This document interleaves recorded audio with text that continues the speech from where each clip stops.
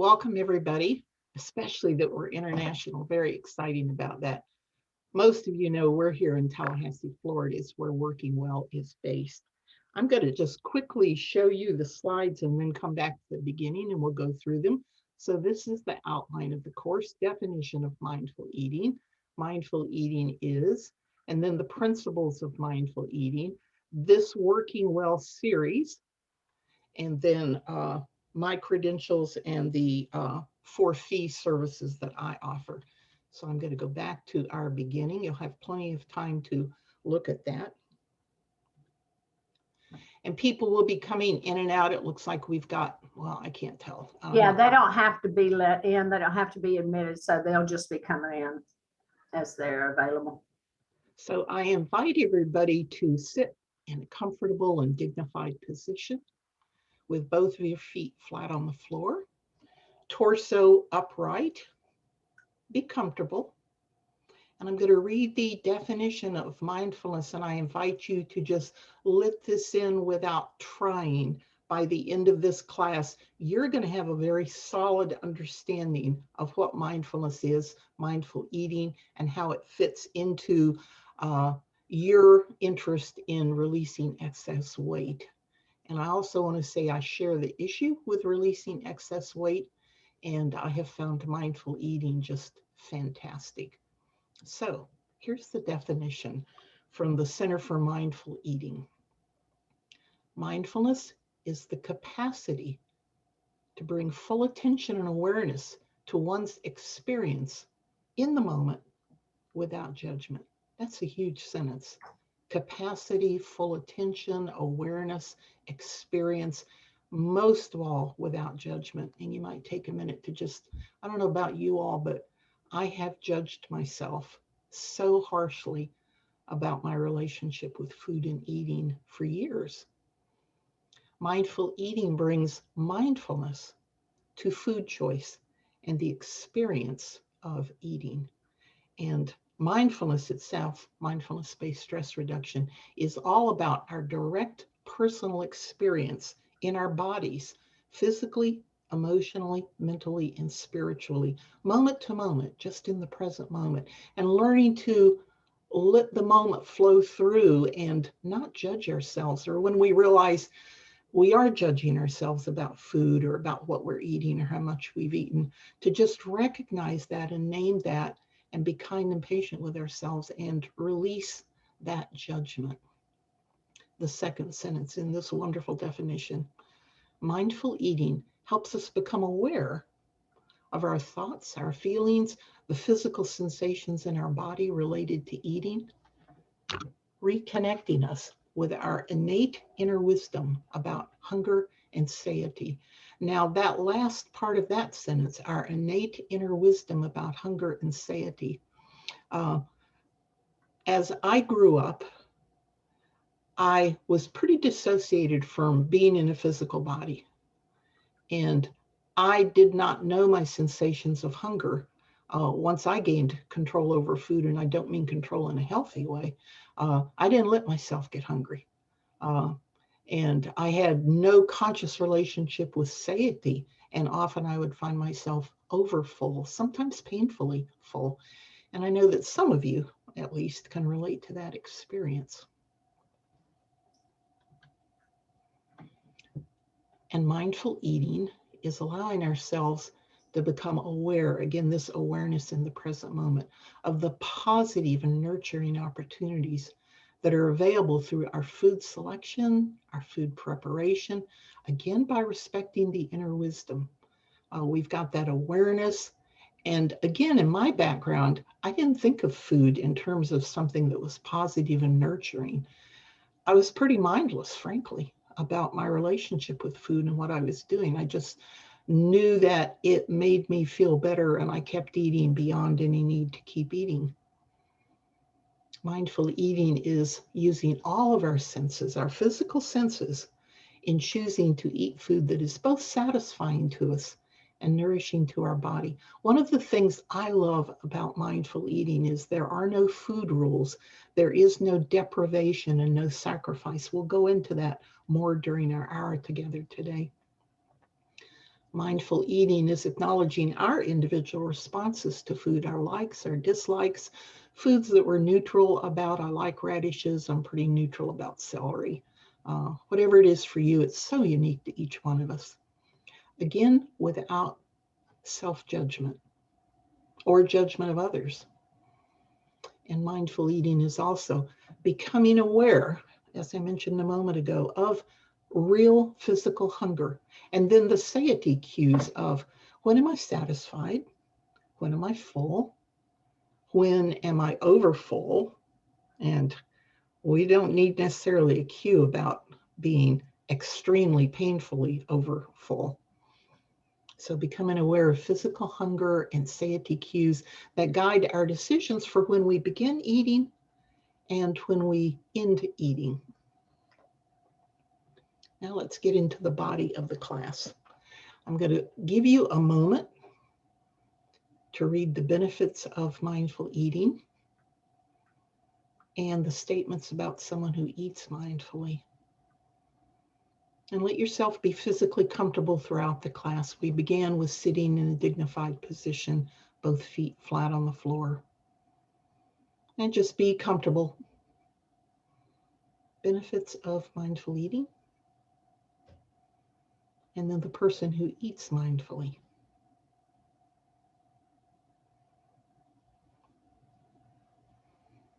I know that people are going to read the PowerPoints while they're up, so let's just take a chance to do that.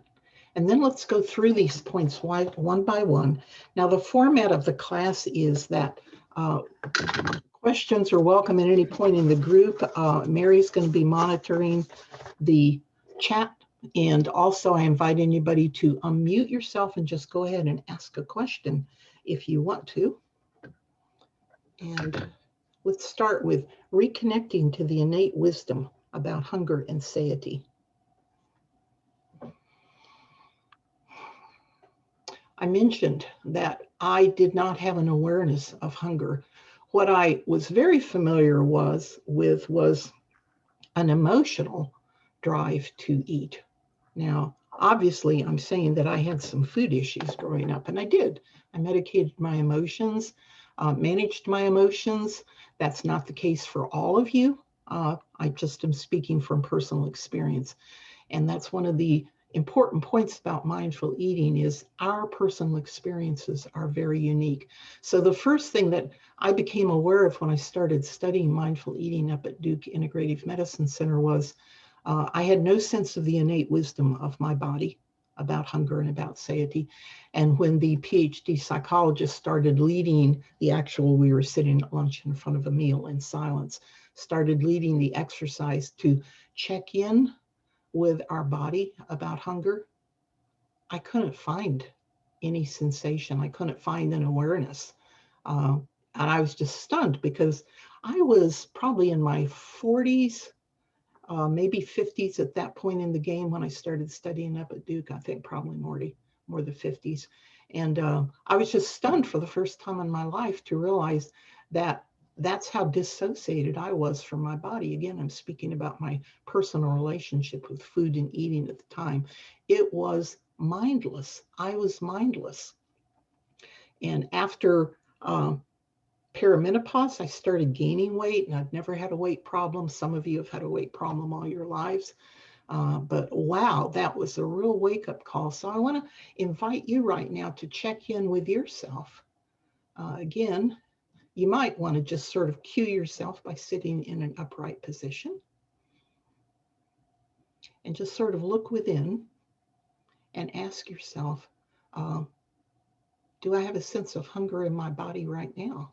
Or do I have a sense of satiety? Have you had a snack in the last hour or maybe drinking a beverage or something like that? But mindful eating is very much built on reconnecting to the innate wisdom of your body. So let's take a moment to do a little practice meditation. So let me give a definition of mindfulness. Mindfulness is a meditation system, but it is much more. And mindfulness is very different from other meditation systems. I've trained in 3 other meditation systems and practiced meditation since I was in my 20s. And when I first got exposed to mindfulness at Duke Integrative Medicine Center, I found it so different because it's focused about being in your body through your 5 physical senses.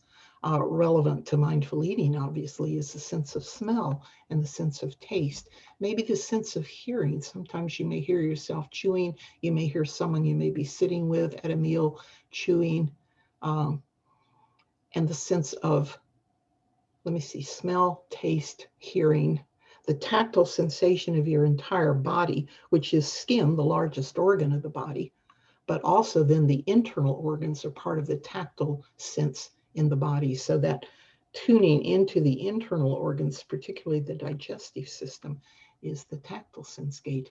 So when we talk about reconnecting to the innate wisdom of the body and hunger and satiety, we're connecting to these physical senses one by one. Mindfulness meditation is built on an initial practice called awareness of the breath. So right now we're going to have a little 5-minute practice. We're going to do awareness of the breath. It's great if you have never done any mindfulness before. I will be guiding you through this. It's very simple.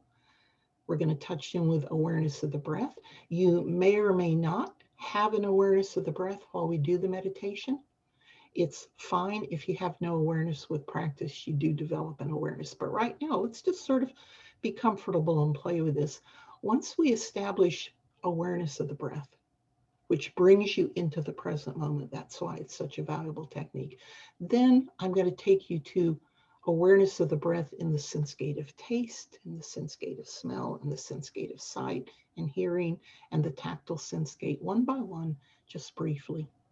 And then we'll end with a check-in. And meditation begins with a sounding of a very pleasant sound. So I strike a bowl. So I invite you to close your eyes. If you don't want to close your eyes, that's fine. Just let your gaze be downward so you're not distracted by what's going on in the room around you. And bring your awareness to the tip of your nostrils. So just sitting and bringing awareness to the breath, focused at the tip of the nostrils. Your mind may wander, and if it does, that's absolutely okay. When you become aware of mind wandering, pat yourself on the back. You're aware of the mind is thinking of something else. We don't try to stop that. Simply good catch on awareness and bring your awareness back to the tip of the nostrils. If you've been practicing mindfulness for a while, you may have established another place in the body that you most easily bring your awareness to the breath at the beginning of the practice. So feel free to do that instead of tip of the nostrils. For many of you, though, right now, let awareness be at the tip of the nostrils. The body knows how to breathe, obviously. So inhalation and exhalation. The body knows what it's doing. And right now, for a few minutes of guided meditation, there's nowhere to go and nothing to do except be with this meditation in just this moment. You might have some awareness of molecules of air coming in on the inhalation. It's fine if you do not have that awareness.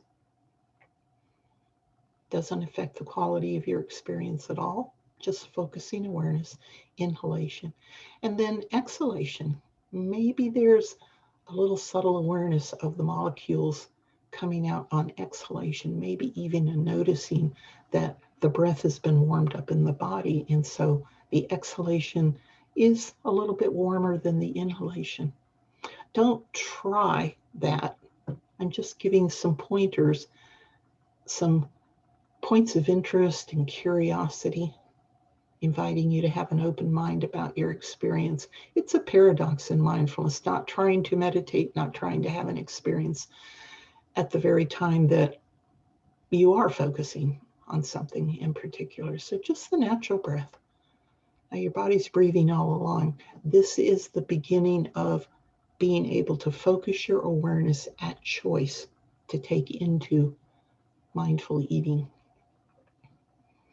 Now, of course, every cell of the body is engaged in respiration. The breath goes into the lungs. The lungs distribute the gases of the air into the circulatory system, which distributes throughout every cell, every organ of the body. So when I say bring your awareness to your sense of taste, just breathing in and breathing out, all the cells in your mouth, the teeth, the jaws, the gums are all engaged in breathing. Just a curiosity, is there any taste in your mouth? Is there a sense of dryness or moisture? And then shift your awareness to include awareness of sight, even though your eyes might be closed or looking down, just sight. We see, the optic nerve sees even with the eyes closed. So just a curiosity, sense gate of sight.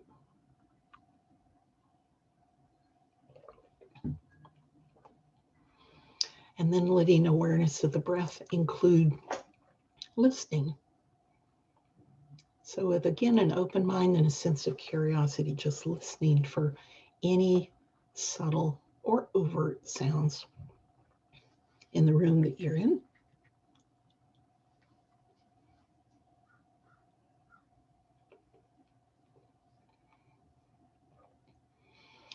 Letting awareness include the sense gate of the tactile sensation, focusing on your skin, perhaps an awareness of the temperature of the room that you're in as the skin picks that up.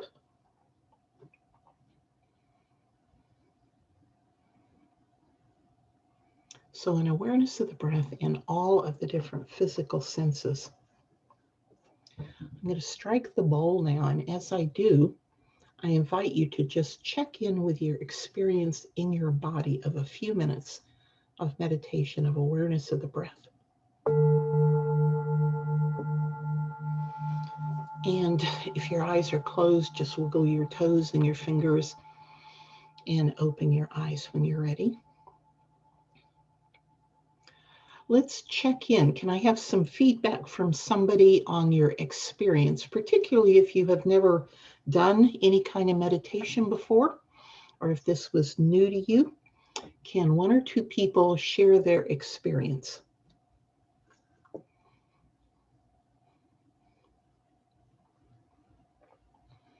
I am going to ask that we have a lot of interaction in our class right now, so feel free, one or two people, to pop in with your experience of awareness of the breath and then awareness of the different sensory experiences.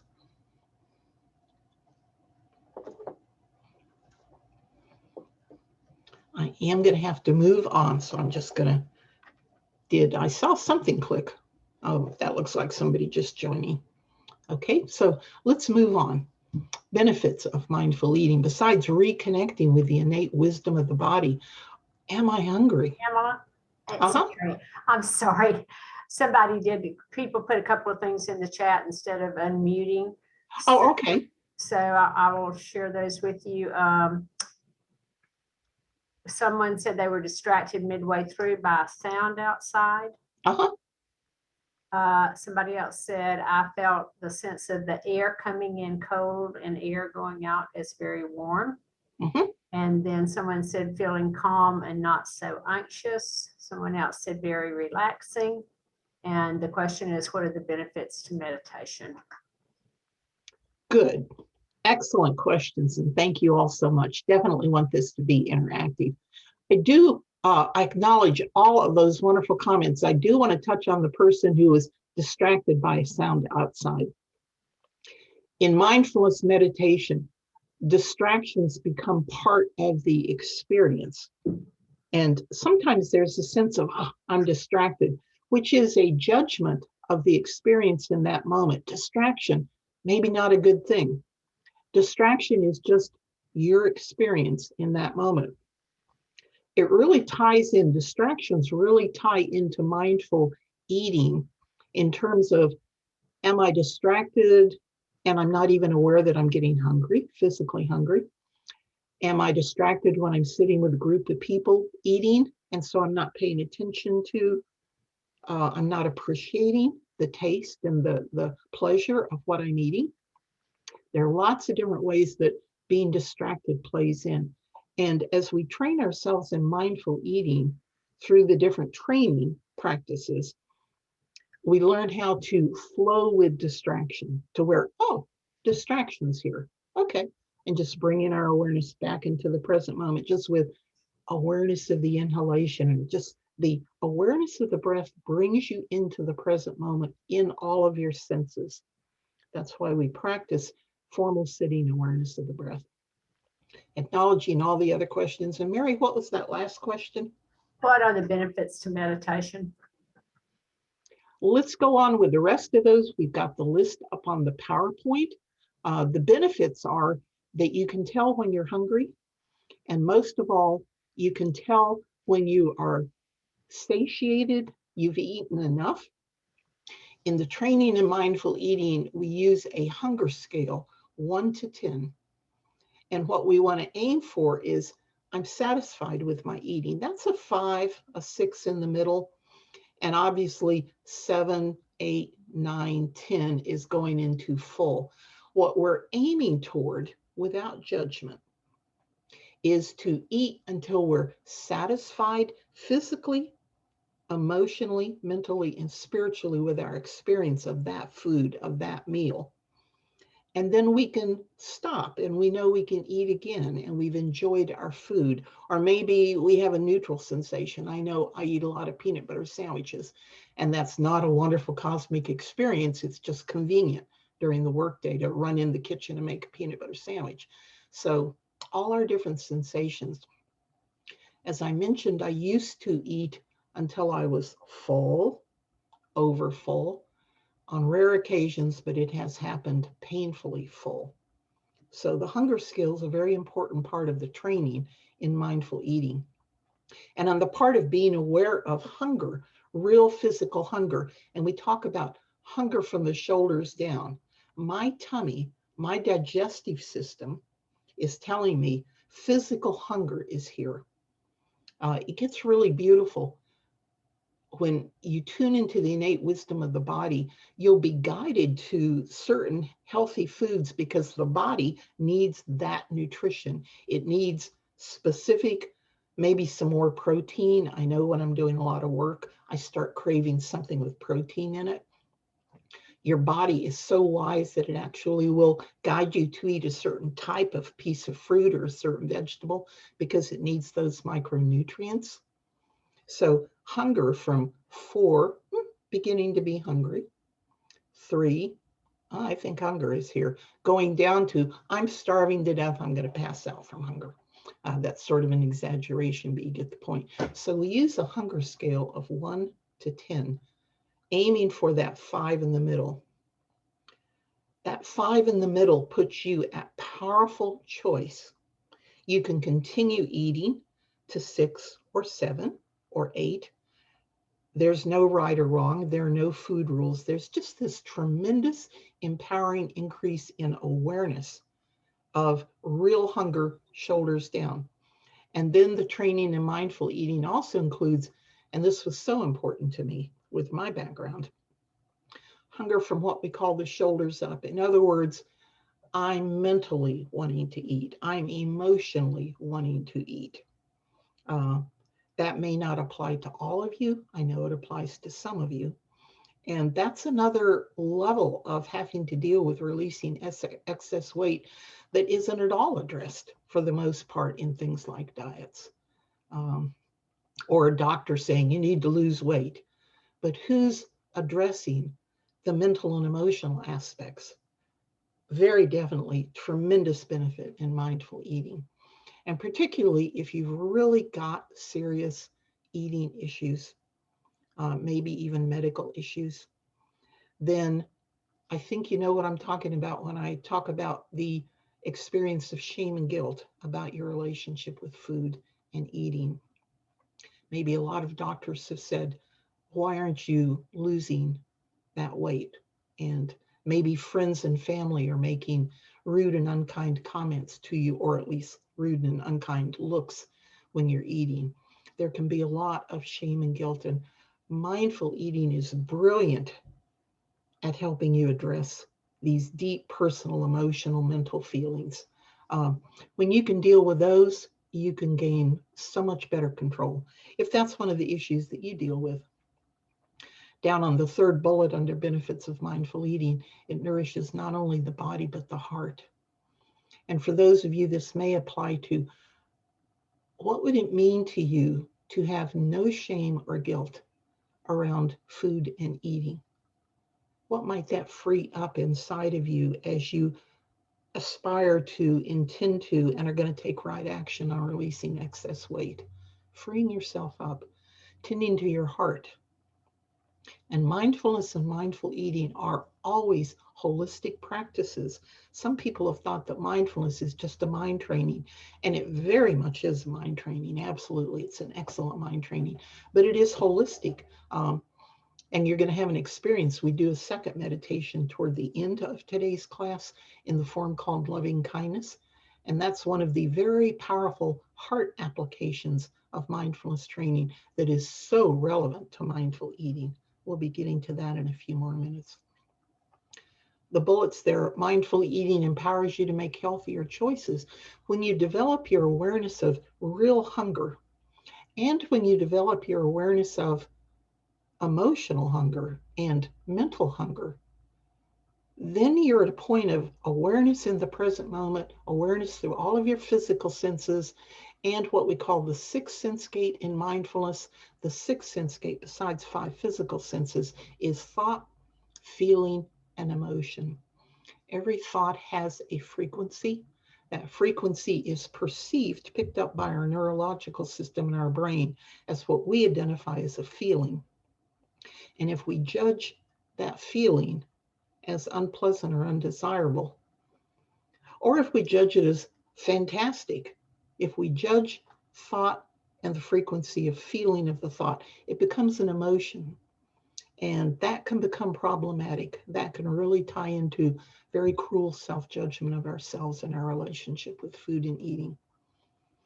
One of the next to the last points mindful eating brings awareness to your relationship with other people and beings. And under someone who eats mindfully, notice that very last bullet point.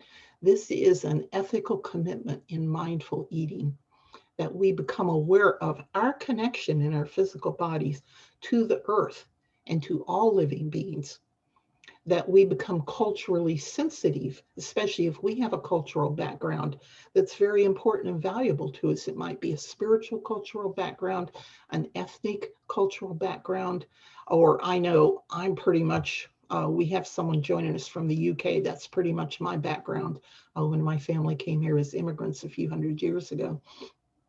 But I love different ethnic cuisines, and many of you, Mexican or Asian cuisines or Middle Eastern cuisines, probably all of us, because we have such an abundance of choice in food in the United States, have these cultural awarenesses of food that may affect us.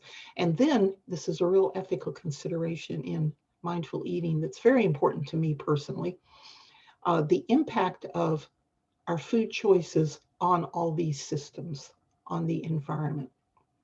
And that point there ties in very definitely the impact of our food choices on these systems into the current pandemic, COVID-19.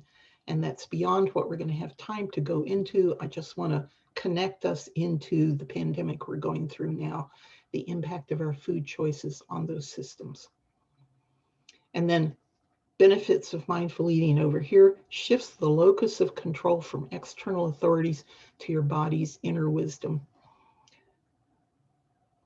We at an ego level try to control our relationship with food and eating, and that can be very problematic when we're having difficulty with our weight. But then also, as I mentioned a moment ago, there are the external authorities, family, friends, people at work, and most of all, the white coat external authorities.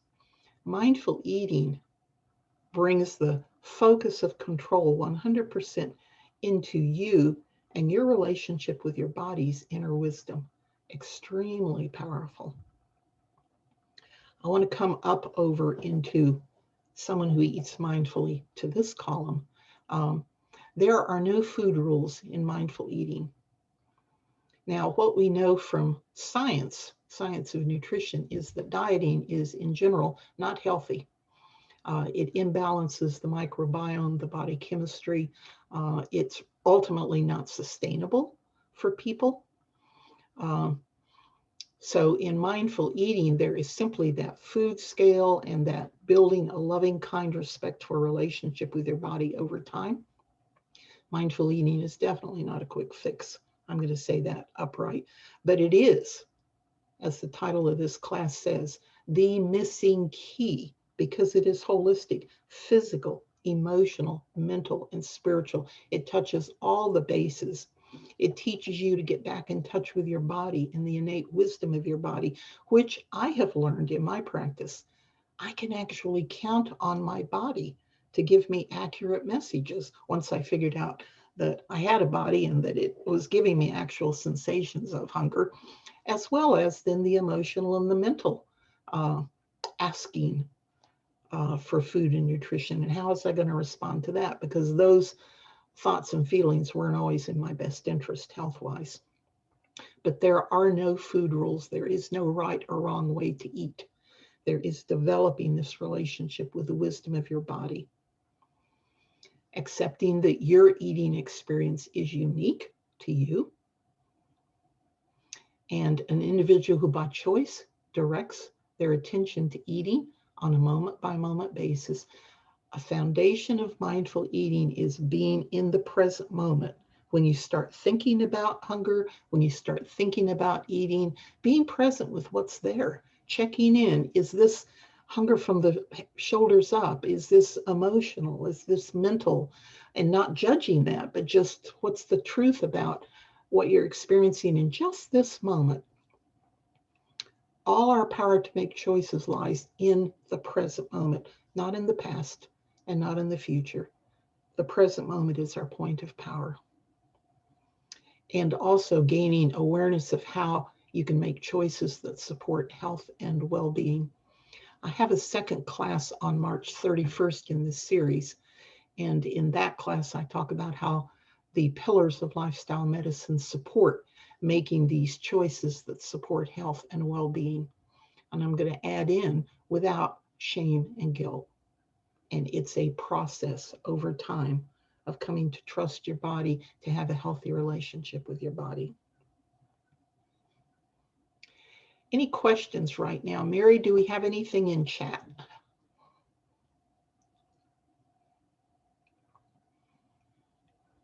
And anybody is welcome to unmute yourself and ask any questions.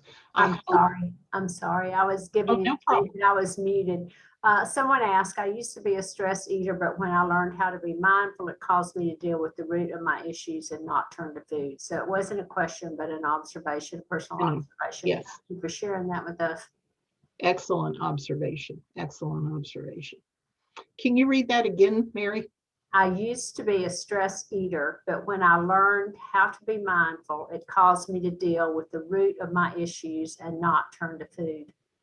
Excellent. Excellent. I'm curious, and I would love to know more about that if the person who posted that feels like unmuting and sharing. Touching on the pandemic just for a moment, stress eating is being one of the major problems people are having in the pandemic. And for somebody who already has issues in their relationship with food and eating, stress eating during the pandemic has possibly made that a lot more intense. One of the things about stress eating, one of the things about people who may live with post-traumatic stress is that this pandemic and the political unrest and the uncertainty are triggering all our past memories that are stored in our body. And a lot of that is driving the present moment relationship with food and eating at the mental emotional level. I want to just give a shout out to people who live with post-traumatic stress disorder. That is one of my clinical specialties. I got my master's and practiced as a therapist the first few years of my professional career. I live with PTS myself. I live with it very well now, but I do live with it. So I just want to give a shout out, because I know there are people sitting in our class today that they just don't have just issues with food and eating. They're living with post-traumatic stress. And that so greatly ties into what mindful eating can do.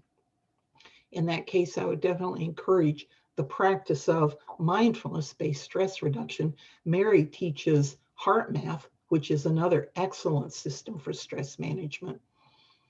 And I just want to honor what you've been through if this applies to you. And I know it touches every area of our lives. And self-care is a huge foundation in mindfulness and in mindful eating. We're going to go into self-care in a couple of minutes with our meditation on loving kindness. We're about to get to that point in class today. Pamela, there's another question that says, how does eating with family at specific times fit into mindful eating? Excellent, excellent. I love that question. One of the things I didn't address at the beginning that I had in my notes to address is mindful eating is not just about people who are trying to lose weight or weight issues. There's a real controversy in the field, the scientific field of mindful eating, that in mindfulness, we don't try to change what is in the present moment. We are willing to be present with it, non-judgmentally, patiently, kindly, and gently. So some people, some professionals say that mindful eating is a weight loss program. It is not. It is an excellent support for weight loss goals, for sure. But in and of itself, it is not a weight loss program. So mindful eating applies to athletes. It applies to, as our question was just now, families, and particularly children. It applies to, because I'm a medical professional, it applies to people with health challenges, and especially chronic diseases that they're living with. Nutrition plays a huge role. Stress management plays a huge role in any health challenge, and especially if you're living with chronic diseases, whether they're physical or whether they're mental, emotional. But let me touch for a minute on that question with sitting with family. I love if it's at a scheduled time. That's great. That structure is very good for your family.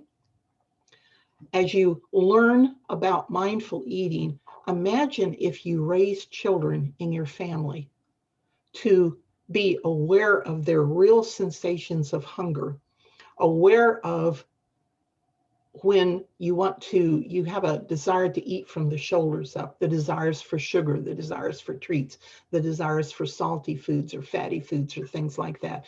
Again, in mindful eating, there are no food rules.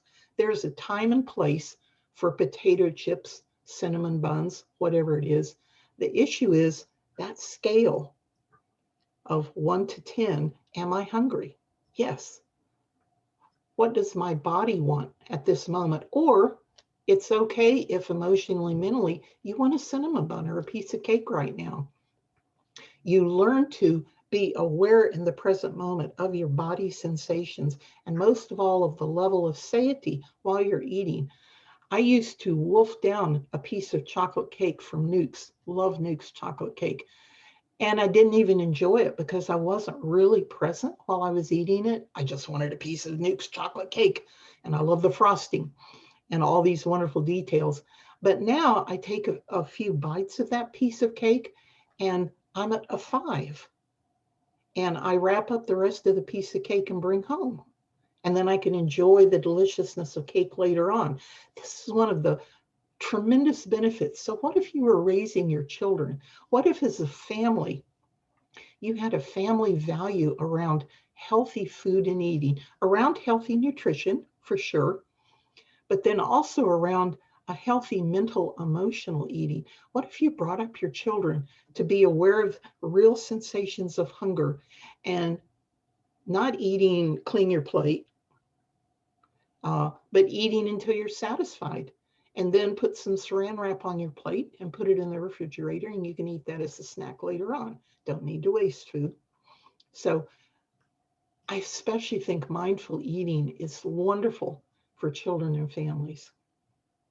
Anything else there, Mary? Yes, someone just shared with us. I asked a quote worth it question when it is an unhealthy food, and I can relate to that, Angie, because I do too. I'm like, hey, is I it do worth too. the calories? You know, and sometimes it's like worth every 1,000 one of them, and other Yes. times it's like, you know, it's really not, and then I can turn away from it. Great observation. Thanks for sharing that, Angie. That is a great observation, and you answered it correctly, Mary. Yes, sometimes it is worth 1,000 calories to eat that. It's okay if you eat until you're miserably uncomfortable, because then from your experience in that present moment, what did you learn? I used to go up to that wonderful farm market buffet in Thomasville, and there was one time when I was driving home, I wanted my buffet's worth. I thought I was going to die. I had way overdone it. And in that moment, I learned I am never going to do that again. This is not worth. I was in physical agony from having overeaten at the wonderful Southern buffet up there. And then also I learned buffets are not my friends. And I am very, very careful. And I have a strategy about buffets. If I find myself at a buffet, I pretty much don't find myself at buffets. So there are lots of ways you can learn from this. And imagine, again, touching back in on families and especially raising children. In the United States, I don't know about Europe. I think for the most part, not only do we have to deal with the standard American diet, which the acronym is SAD, with good medical cause. It is not a healthy diet. But we are unregulated eaters because we have so much abundance. And that's the way children are being raised by many families. I don't want to be too judgmental here. I used to be a parent educator as a therapist. But raising our children to be responsible about food, not by having food rules, but food education and touching in with the sensations in the bodies. And most of all, teaching them to know what their hunger is, physical, emotional, mental, spiritual, and to eat until they're satiated. That's a whole different relationship to raise your children with food. And it's a healthy relationship. And to let your kids know cake is a nice treat. Potato chips are a nice treat, but they're not how we eat on a daily basis. So there's just a lot there, a lot of stuff. Yes, this is very, very helpful. I just wanted to make a comment. I believe we can't speak about mindful eating if we're not talking about relationships in our life. It's very equal to addictions. So much is stress eating, but that comes from relationships or lack of connection. Can you speak to that a little bit? I can't in this class, but I do very definitely, Luann, in the class on March 31st, Pillars of Lifestyle Medicine and how they support your weight. One of the pillars of lifestyle medicine with the American College of Lifestyle Medicine is relationships. So everybody sign up for that class. We're going to touch on all the pillars that we've been covering in this series, but very definitely hitting how relationships tie in with mindful eating and tie in with our eating issues and our weight issues in our bodies. So thank you so much, Luann, for bringing that up. March 31st. We're on. It's a date. Pamela, I have a couple of other things, Pamela. One, this is Claire from the UK. We're so excited you're with us, Claire. And the other two people from the United Kingdom too. She says, I'm definitely an emotional eater. I care for my 82-year-old mom. She is extremely negative. When I go home, I just start eating. I don't hear a question there. And I Well, do. that is an observation. The next one is a question. I just was waiting to see if you had any comment on it. I do have a comment on that. Mindful eating is a tremendous practice that can help you. It shifts us, and this is what mindfulness does in general, and then the specific application of mindful eating. It puts us in control of ourselves as it's said here in this last point under benefits, shifts the locus of control from external authorities, in this case, mom and that relationship, to your body's inner wisdom and your own sovereign choices.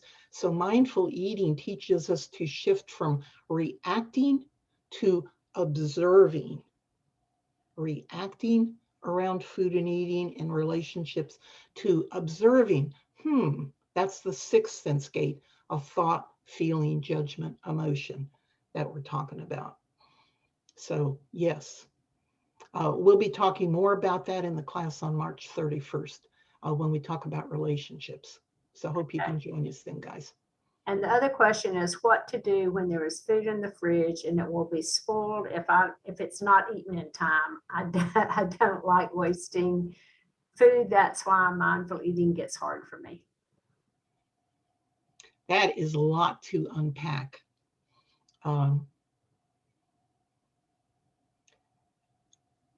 Completely legitimate. I'm thinking here, I'm feeling a little guilt in my body because that is so my story. I buy all this wonderful, expensive organic food, and then it sits there and doesn't always get. And then I go, oh my God, I've put all this money into it, and I don't want it to go to waste. There's a lot there about bringing mindful eating into the shopping list and the shopping and conscious meal planning. So there is a lot of strategy there. I don't know if you'll be interested. I'm teaching a year-long course coming up, starts April 11th. And we get into all these detailed strategies that each individual makes for themselves. Again, there are no rules about this, but each individual decides using health coaching, what steps am I willing to take? And what are the barriers that come up for me? What you're talking about right there is a barrier that arises. And then each individual person, as you make your individualized, your personalized mindful eating plan, decides what steps. We use SMART steps in health coaching. What steps can I take? And for me, it is meal planning, shopping list. I can't do that for the whole week. I'm not good at that. I'm just not good at that kind of stuff. And I'm not interested in that kind of stuff. So I generally plan for 2 to 3 days at a time. And it means I'm going to go to the store more often, but then I'm buying less and I'm buying specifically and in amounts that are specific. I live by myself, so I'm buying for one person. If I make a recipe, it's a recipe that serves 4 to 6 people.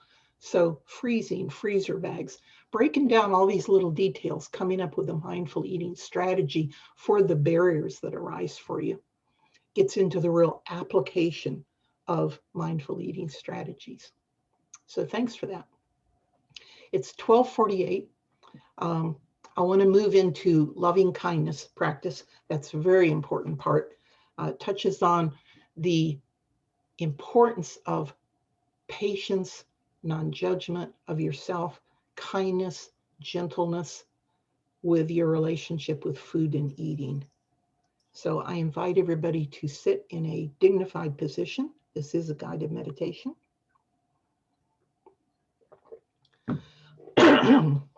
Excuse me, both feet flat on the floor. In the loving kindness practice, I'm going to make a series of statements. And as I make each statement of loving kindness, silently give that statement to yourself. The statements start with, and I'm not starting now, so hang on a second here, but just as an example, the first statement is, may I be happy. So you'll silently repeat that to yourself. This is not affirmation statements. These are intentions. There's a stronger, focused energy. So let's just play with this for a minute. I invite you to close your eyes or let your gaze be softly downward if you don't want to close your eyes.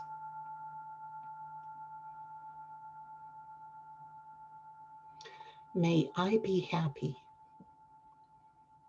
So silently repeating to yourself as you focus your awareness at the tip of the nostrils on your breath. May I be happy. Perhaps there is a subtle awareness of how you receive that statement in your body. Maybe an awareness of thoughts or feelings that arise as you intend, may I be happy. And just observing, especially if there's a thought passing through or a feeling that arises as you intend, may I be happy. Just noticing that and letting it flow on through. As you continue to focus awareness on your body, your physical senses, your breath, here's the next statement of loving kindness that you give yourself. May I be healthy. Silently repeating to yourself the intention, may I be healthy. All these statements of loving kindness are holistic. They are physical intentions, emotional intentions, mental intentions, spiritual intentions. May I be healthy. Perhaps noticing any reaction, how you receive or don't receive as you intend, may I be healthy.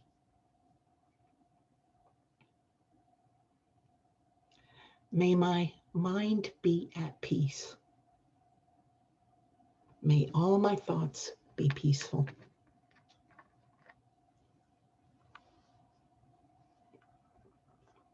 Just silently repeating to yourself, may all my thoughts be peaceful.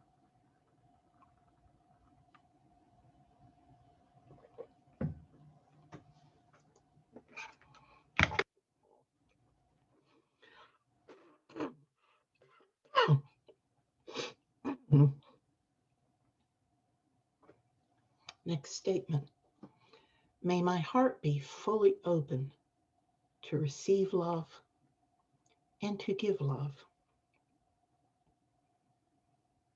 Silently repeating to yourself, may my heart be fully open to receive love and to give love.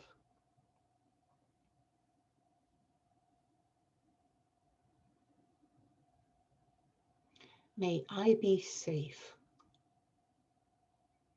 physically safe, emotionally safe, mentally safe, spiritually safe. May I be safe.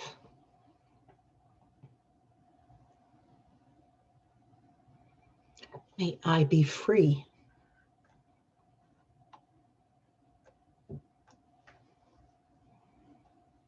You can make any of these statements your own. May I be free. And then the final statement of loving kindness that you give yourself. And I invite you to bring both of your hands up and rest them on your heart while you give yourself this statement.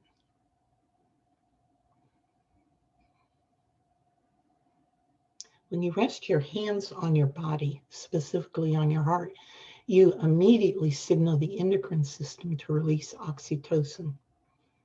Oxytocin is a very calming, soothing hormone. If you've nursed your babies, you're probably familiar with oxytocin. But this is a way now that we can nurture ourselves in any moment, just hands on the heart. Or even if your hands are resting on your belly, resting in your lap, maybe if you're at work and in the middle of a meeting. Hands on the heart. And then the final statement of loving kindness. May I fully awaken to who and what I am in truth. Just silently repeating to yourself with your hands on your heart, may I fully awaken to who and what I am in truth.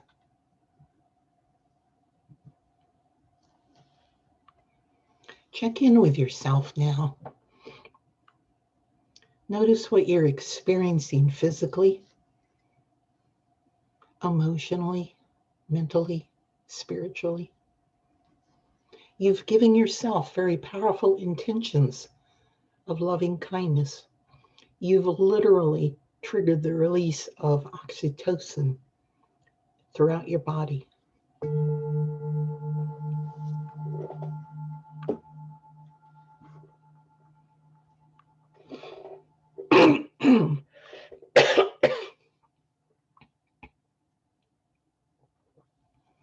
When you're ready, open your eyes and just be aware of your experience in this moment. Excuse me.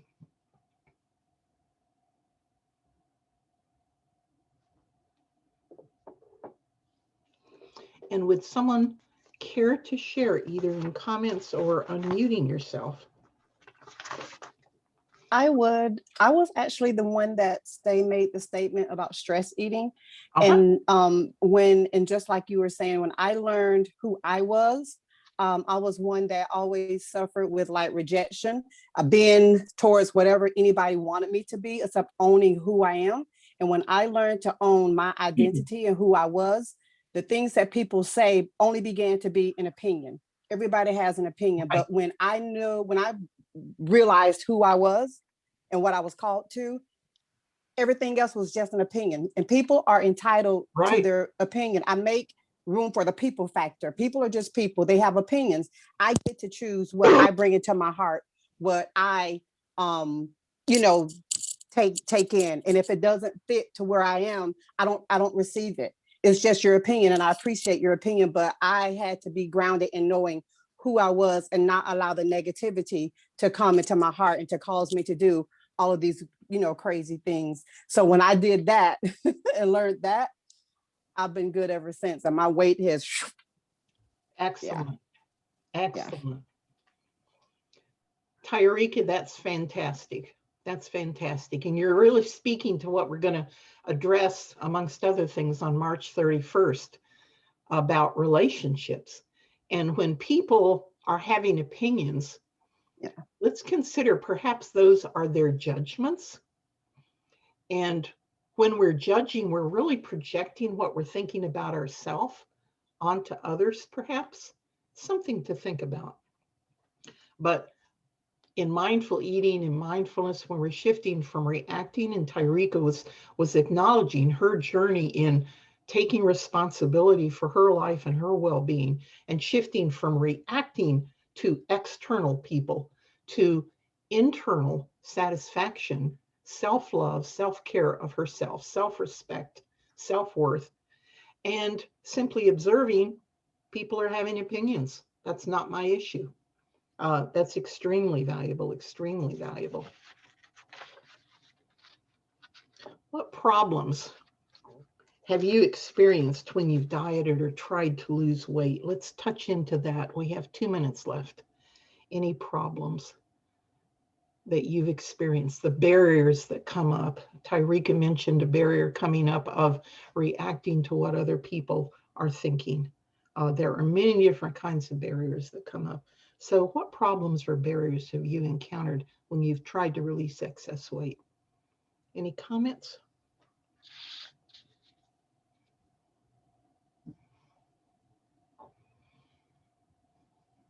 And I'm just going to leave you then with the thought about how might mindful eating help you address these barriers? How might mindful eating, we've had a nice little introduction here, assist you in, over time? Again, I'm saying truly, this is not a quick fix, but it is the missing key to releasing excess weight.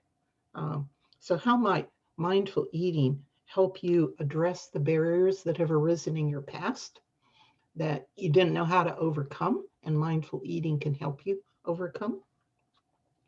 I believe that how mindful eating helps is that you observe and you learn to respond as opposed to react. You respond, like you take time to notice. Excellent, Luann. Excellent. Thank you. Definitely. And from reacting to observing to responding at your choice with the sovereignty of your own being. Mary, you had something? Yeah, someone said, what about, and I guess this is a barrier, being judged about good food versus bad food. Did I say that right, Fran? That can be a barrier. You're judging the food, and you should eat this and you shouldn't eat that. There are no food rules in mindful eating. I think a couple of us, you, Mary, and a couple of other people have touched on the fact sometimes the chocolate cake is worth the 1,000 calories. With mindful eating, you're going to develop the ability, if you choose to really get into it, that is your choice, that is up to you. You're going to develop the ability to enjoy that chocolate cake, that cinnamon roll, those potato chips, much more because you're fully in the present moment. You're engaging all of your physical senses and the sixth sense, thought, feeling, emotion. You're going to enjoy your food and your eating. And when you have your little cheats, they're not good or bad. They're just little cheats. They're neutral. But you're actually going to enjoy them more. You're going to enjoy all of your food and eating more through mindful eating. So instead of the deprivation, the sacrifice that's just not sustainable with dieting, no food is off limits. You learn to eat to a point of satiety instead of fullness over fullness. We'll touch on that in the Pillars of Lifestyle Medicine and the rest of the wonderful classes and the classes that are already posted. Excuse me. Yes, we look at nutrition. That's one of the pillars. Main pillar in health and wellness. Absolutely whole food, plant-based nutrition, which, by the way, does not exclude meat. That would be controversial. It does not exclude meat. And exercise, reclaiming the ability to enjoy moving in your body like you did when you were a child. The sleep is one of the main pillars. Lack of sleep or poor quality sleep definitely ties into eating issues, definitely ties into health issues and weight issues. So we have a lot to cover in the Pillars of Lifestyle Medicine. Anything else, Mary? I have, someone just said that I have come at peace and one with myself. So I guess that means at this point after, or maybe, oh, I don't know if that means because of the mindfulness meditations or if that's because she's managed to handle mindfulness. And then someone says, yes, I always try to focus on my micro habits of health, good sleep, hydration, etc. And I agree, all of those are so important. They absolutely are. Well, Pamela, I know you want to end on time and it's 1:03, and I just want to thank you on behalf of Working Well for the wonderful presentation. I think everybody would agree with me that we learned a lot. I have heard but not really delved into intuitive eating, and it sounds to me like a lot of times when very similar practicing mindfulness, you're listening to your body, you're eating intuitively for what, everything Pamela said. Or am I hungry now? Am I eating for a different reason? So I hope all y'all will join me in thanking Pamela for a great presentation, and that you will join hers in 2 weeks. Next week, we have Dr. Patrick Smith with Smith Family Chiropractic. If you've never heard him, he is another extremely dynamic speaker. He has been doing talks in Tallahassee for years and years and years to businesses and the public, and he's very entertaining and very educational. His topic is going to be move your way to better health. So I think that'll be really important, especially for those of y'all that are participating in the Healthy Wage Challenge. I'm so thrilled that we have 3 people here from the United Kingdom. I guess that's Facebook, huh? We're thrilled that you joined us. And I did put the address for the recording if you want to listen to it again or share it with somebody, or if maybe somebody missed half of it, came in late or had to leave early. So thank you all. We're thrilled to death that this one was so successful. Pamela maxed us out at 100. Actually, it's more than that.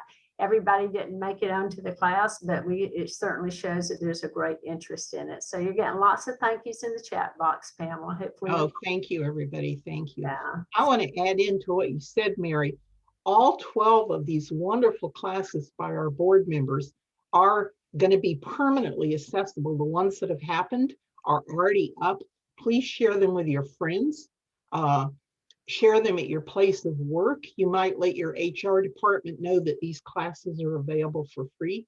The mission of Working Well is health and wellness for corporations and for individuals. This is our mission and our commitment professionally and as an organization. We're a nonprofit organization. So spread word. These classes are up. They're going to be on YouTube, as well as the link that Mary is putting, I presume, in the chat box. Yeah, it's in there. Excellent. And I had the link to the classes are posted here on this PowerPoint, and Mary's got it in the chat box. So spread the word. Let's build a healthy nation and a healthy world, and be here for each other, making life better for everybody. I thank you all very much. I've enjoyed so much sharing with you today. Thank you, Pamela. And after COVID's over, Working Well is going to offer to go into the workplace and do these if you would do it like a personal lunch and learn. So you can get in touch with me through the website. Thank y'all. Thanks. Hope to see you next week. Bye-bye.